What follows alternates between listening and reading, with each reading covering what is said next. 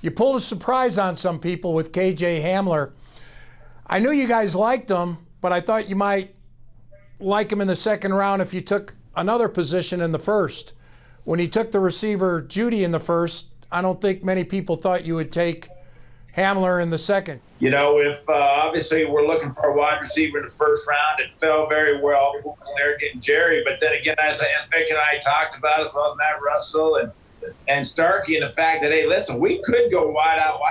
And because of what we need offensively and to be able to start putting some points on the board. So there was, by us taking a wide receiver in the first round, definitely did not take us out of wide receiver in the second round. We like KJ that much because of his speed and explosiveness. So we were prepared, and that's what we were hoping, actually, is that it fell that way, and fortunately it did. The ground and pound. Most defensive coaches like the ground and pound. You know, stay on the field, time possession, keep the defense on the bench. You don't mind playing track meets? That's not me. Okay. Get that baby in the end zone. If we can get leads, you need to be able to run the ball when you need to run the ball.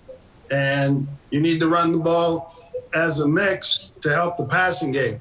But we need to score points. And there's always times during a game or during a season where, you need to run it.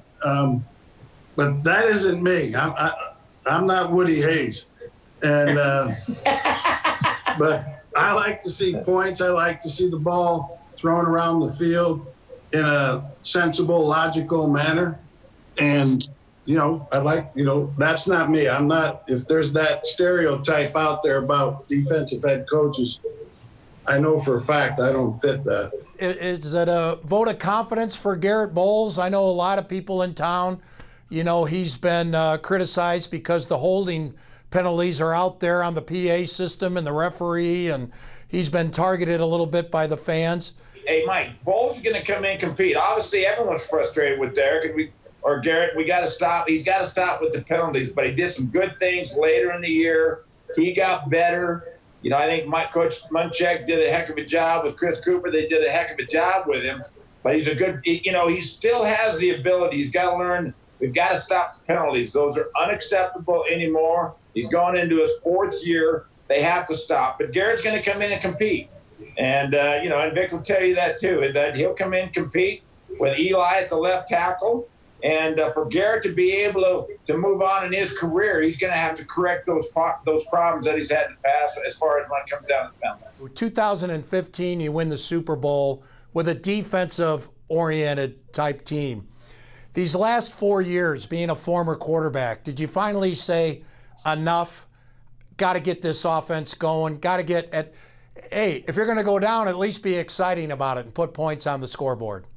You know what, Mike? I would tell you this. After 2013, I said, okay, it's not all about it's not about scoring points and all those type things. How many points? And Peyton broke every record that year that was available. We go to the Super Bowl, get beat 43-8.